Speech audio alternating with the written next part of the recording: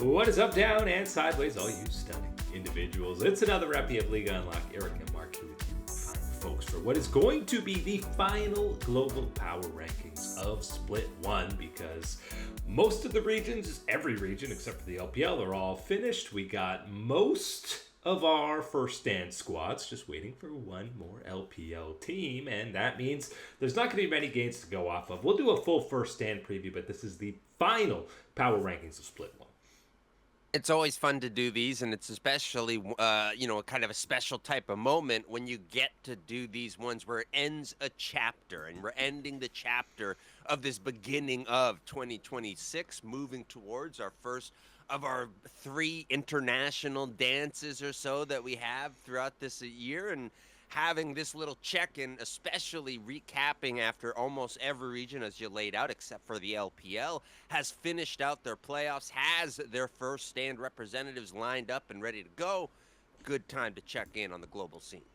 And we begin already. I mean, the bottom of this list, there's a lot of squads that haven't played in a little while, but we did get one last little gasp of life from Invictus Gaming. They get their revenge against NIP, and then, maybe more surprising than expected, actually punch back a little bit against AL. I like that you said gasp of life, because it really is kind of like, when you're in the swimming pool and your little brother, big brother, whoever, brother, friend, whatever, pulls you underwater, and just as you're about to go underwater, you have that last gasp, desperate gasp of air to pull in.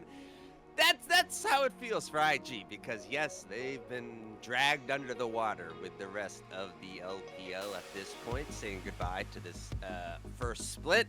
And very much so, I think the way that they went out in this split feels like being dragged underwater. And I don't think they're getting out of that water anytime soon in Split 2. So yeah, it is a fitting last gasp. You might not hear another breath out of them for a little while. But maybe there'll be some changes heading into Split 2. World Elite still ahead of them on that spot. Then we have a couple of these LCS squads, Team Liquid and Sentinels. Very similar level to close out the split, but I think Sentinels, maybe even more so than Cloud9, had the best showing against Lion Gaming in that final weekend of action.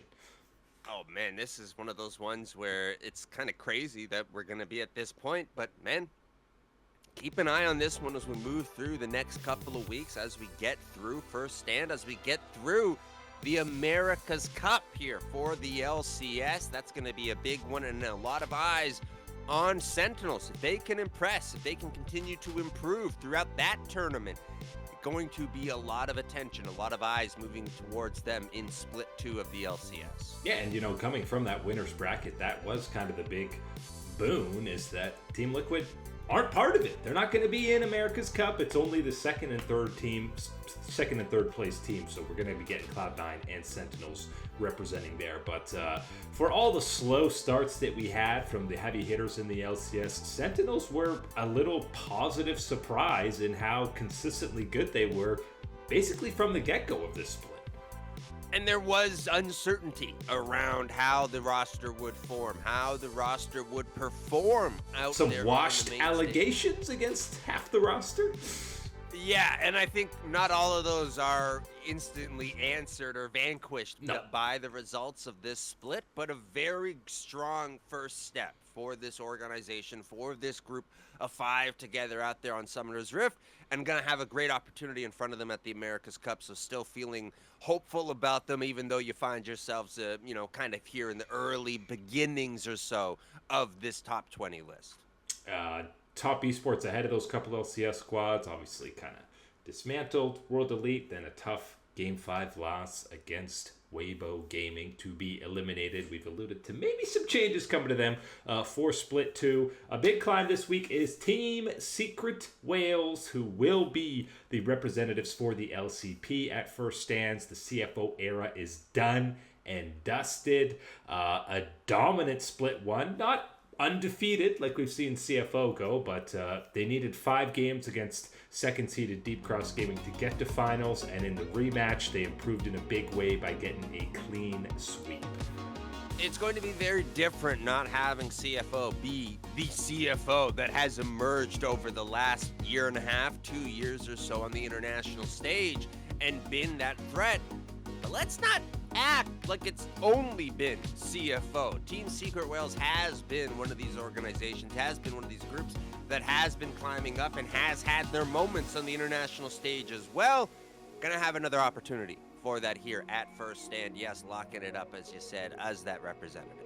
And yeah, even though, they're not hovering well within the top 10 on these lists like CFO did for most of last year, this is still a team that's the main core from last year that, threw some punches at international events and still very much at a level that could be a landmine, especially for some of these EU and NA teams. And I think there's going to be an added emphasis that this is one of those situations of not dropping the ball, not losing ground in one of these situations where you've already spent the last 2.5 years building yourself back up, building the respect of the region, of these teams, of what type of threat you can represent, especially as you laid out, as one of these disruptors to an LCS, an LEC team, even the LCK and LPL to disrupt what they are aiming and their goals are for. I'd like to see that be able to be continued by Team Secret Whales out there on the international stage. You round out some of this board with a couple more Western squads. MCOY stay put at 13, and then obviously Cloud9 gets plummeted outside of the top 10. Still feel good about them. It's a harsh, game 5 or one best of 5 loss that they're out of there, but again, it really speaks to this whole America's Cup thing. Can we extend this to Battle of the Atlantic for a mega throwback to 2014 for you guys? But you bring in some EU squads and all of a sudden you got Koi and Carmine Corp also throwing down against the Brazilian and LCS squads. And that's chef's kiss right there. You could maybe think of some rivalries on the Rift. There's a name somewhere in there, yeah. Oh, maybe some of that old dark technology to bring out here. Yeah, I think that absolutely would be a wonderful evolution for this type of event. But let's get it started in the first place. And starting it off will be Cloud9 as a very strong favorites at that event, and very much so. Looking to continue to not miss a beat, and again, kind of regroup themselves after dropping to Leon Gaming, which is unfortunately the only real blemish. And I really do mean that, the only real blemish on the scorecard when you're looking at Cloud9 in this early part of the year. So very much so one of these ones where you look for them to instantly right the ship and continue that momentum at the America's Cup. And I try and be a glass half full kind of fella, and Cloud9 losing like this, early on in the year might actually end up paying dividends later on to kind of have these growing pains, learning curves, having a tough loss after being so dominant. It is probably better to happen now than, World's qualification, which we've seen happen to Cloud9 in years past. Yes, the timing absolutely gives you much more of a wiggle room to rebound, refigure out, retool, whatever it's going to have to be in this situation for Cloud9. But I very much so might be even convinced, and this might be heretical, but I'm looking at it and I'm saying maybe it could be better for Cloud9 to be heading to the America's Cup in the situation that it will be there and what the expectations are. And again, then the boot camp after it and everything else and what you can work on, I think is going to be a different situation than, say, if you were the LCS representative going to First Stand and the pressure and the attention on that one. So there's an avenue that I think this could be even more beneficial for Cloud9, but maybe that is just the ultimate of LCS copium coming from me and hoping that the America's Cup is going to be a success. Truthfully, if Cloud9 had kind of just steamrolled through Lion and been the representative for First Stand, I might have felt less confident in North America's chances than a resurgent Lion Gaming who run the entire gauntlet 3-1, 3-1, 3-1 all the way through in, pretty impressive fashion in a lot of the wins. There was a big level up for them. They get into that 10 spot. First time they've been in the top 10. Inspired gets his 5th LCS title. Berserker looks like he's returning, not there yet, but to kind of that hyper carry status, and the rest of Lion Gaming leveling up around the perennial MVP in Inspired. They're very excited about them finding this level of success, finding this type of traction in the early parts of the year, meaning that we are, hopefully, all things considered, still on that golden path for someone like Inspired, which we all know is a relatively narrow path to keep it on the good times with everybody and everything going around. But it has been those good times for Leon Gaming. It has been good performances on Summoner's Rift, getting it done, making themselves into this type of position. And of course, Inspired, your MVP jungler, big time part of what's getting it done. But you look at the other parts of this team, you're talking about going to the top side. Big Dokes holding it strong and being someone that has been integrated much more so with this team as the weeks have gone on. Berserker, as you said, bouncing back and showcasing that he is the top dog, if not one of the top dogs of the ADC position, unquestioned almost, in the LCS at the very least. And then Saint in the mid lane has been giving you those improved performances and more impactful performances for this Leon Gaming squad. All good signs, but all good signs that will be tested to the extreme when you step up to the table at first stand. Yeah, I mean, how many times we've seen the story of I'm not going to say Lion was dominant all split, because no questions they were, but where you think the strengths are get tested a whole lot differently against LCK, LPL, even LEC squads. And speaking of that LEC, the West is actually looking pretty good in this 10-6 zone, and it's a rare time where it's too bad you can only send one European squad to this event, because I would feel pretty good sending KC after their dominant run against Giant X, a dominant Game 5 against MCoy, and an oh-so-close, nearly almost comeback reverse sweep against G2 in those finals. Oh, and it would have been a pretty darn big deal if KC was able to get that appearance at first stand again. Once again, denying G2 that type of appearance, keeping them as the only representative from the LEC.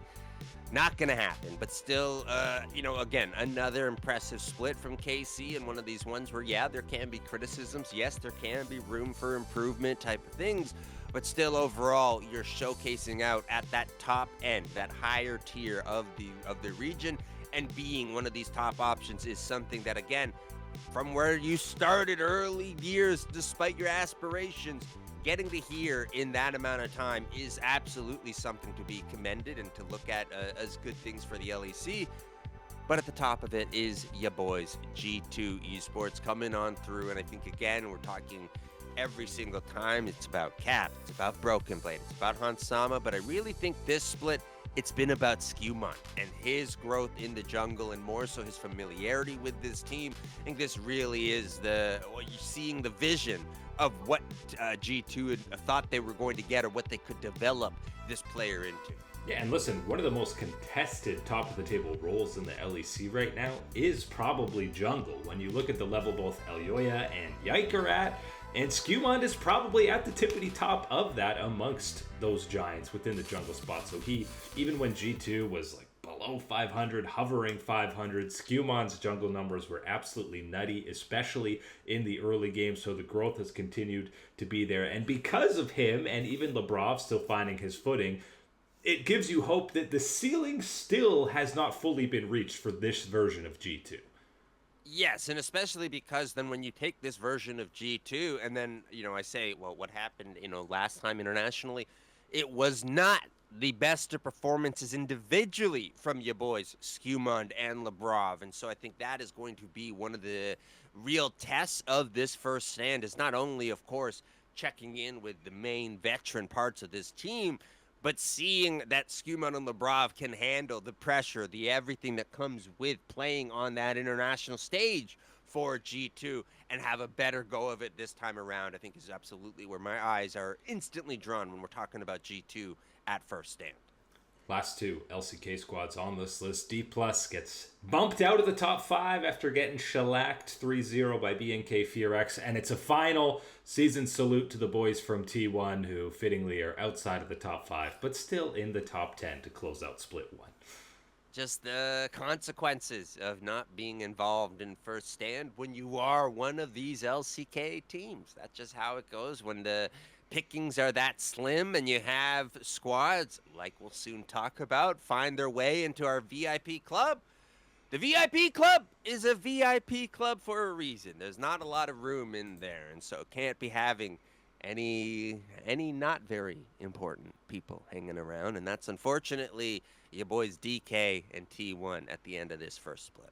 The VIP club you mentioned definitely went under some renovations heading into this final week. The biggest kind of change around there that we've seen, and that's because we're near the end of the playoff runs, and there were a lot of these head-to-heads, and BNK, again, despite getting kind of smacked by GenG, kind of ascend into that top 3 zone, but it's really the LPL where things got a whole lot spicy. First, we had the JDG versus AL head-to-head that went to a contested Game 5. Same thing happens between JDG and BLG, and as the dust settles, we've got BLG in that 2 spot because they did go quick 3-0 through playoffs to get to finals, and even though AL lost to JDG, in a rematch, I'd still be favoring anyone's legend. Yeah, and this is where it gets juicy in that top 5, and you're talking about, because I think the squad, like BNK, is going to get a little bit dumped on or dumped to the side because of just how much of a threat GenG was and how quickly they were able to dismantle and very easily take care of business. But I don't want that to take away from the journey that BNK had to go through, who they've had to carve themselves out against, and the fashion that they did that to get to that matchup against GenG. Yes, I think that is one of those things that does deserve the recognition and respect of being in this type of position. But as you mentioned, there's still action going on in the LPL between some of these squads that we have here in the top 5, and that's where you're going to see still that movement before we get ultimately to first stand. That's just going to really be the squads duking it out up here. And I still think, yes, anyone's legend has got a shot to really change things a little bit still in this top 5. And obviously you saw Weibo way behind on this list on 12. They have the potential for a mega upset against AL, but it does feel like these top 3, you're not believing in Xiaohu having some miracle run here. It's not technically the Spring Tiger because it's split 1, so. I don't think at this point. This is still, winter split. Remember, we got to keep the designations in this one going on. And right now, with what we have seen from the 2 very top teams in the LPL, hard to envision that a squad like Weibo can pull it off. But again, LPL playoffs, anything is that possibility you have to keep in mind. Yeah, and this last BLG versus JDG winners bracket final was, it had some spice for sure. You got both games that JDG won were massive comebacks. One was like a 9K deficit they overcame against BLG. One was, I think, only a 4K to even win those 2 games. And then we had the Anivia support flex out of On, which I'm convinced was just a mega global Teemo taunt, and JDG fell for it time and time again. JDG fell for it, spending all the time busting down. We killed the Anivia. We have to kill the egg. It's not worth it if we don't get rid of the guys. The Anivia is level 8 and doesn't do anything. Talk about, missing the trees for the forest type of situation there. Guys, come on. You cannot be having that happen. But I will say, side note, especially extra good job on BLG for hiding that one in its moment in the draft. I will also say, though, anybody should have taken the doubtful bait on that one, knowing that Knight on Anivia? No way, that's where you're cooking up at this point. Ain't happening. No, that's going the way of the Azir, except he doesn't actually, play the Anivia that much. Compared to some other guys, Caps have had some insane performances. Chovy's looked really good on it. Faker, but not so much Knight in that mid lane. But it has been a good playoff run so far, and BLG were out of the top 5 before this week, but they got a couple of convincing 3-0s and then this head-to-head win against JDG. So tentatively feeling good about them, and they will be the favorites in finals, probably, regardless of how these next two series go. Yeah, I think one of the big things that you are waiting to see still testing the waters with BLG is, of course, always going to be the jungle position. But secondly, Viper down in the bottom lane. We still haven't quite Forgot he was on this him. roster. And that's a problem. He is a player that is unforgettable when he is performing at the level that he has carved out his career for. That's one of those things that I still think you're waiting to awake within the beast of BLG. And finally, two LCK squads. Yeah, you alluded to BNK. You know, they got the one upset against T1. They beat down D plus Kia, who were looking so good against T1, and they completely nullified them. But it did feel a bit like you're going through a gauntlet in an area in a game, and you popped all the cooldowns. You've used everything that you have to get to the final boss, and the final boss is far and away the hardest one. And you're like, I don't even have any potions left. It's over. But see, there's the secret. Now you know the path to the final boss. And now it's all about the improvements in how you manage your resources and whatever else, so you can get to that final boss where it isn't the empty tank, empty bag. Oh, I got no potions left anymore, and I've taken quite a beating. Because yes, you're gonna get a beating when you square up against a GenG, but very happy to find both of these squads here at this point. And for BNK, it's gonna be all about proving themselves at first stand. For GenG, just let's put another one in the trophy cabinet, because again, your only eye is towards that world championship. I mean, 7 weeks into these power rankings, I believe we had GenG number one the whole way through, and they didn't drop a series, so checks out that they would be here. But I mean, yeah, for them, basically any tournament that they enter they're going to be expected to win, and anything short is a disappointment. And that is obviously, again, such a troublesome position to find yourselves in, but it's one of those ones where anybody you're looking for sympathy from it is playing you the world's smallest violin for you in that type of situation, because, oh, boo-hoo, the expectation for the super team is that you actually are a super team and win out.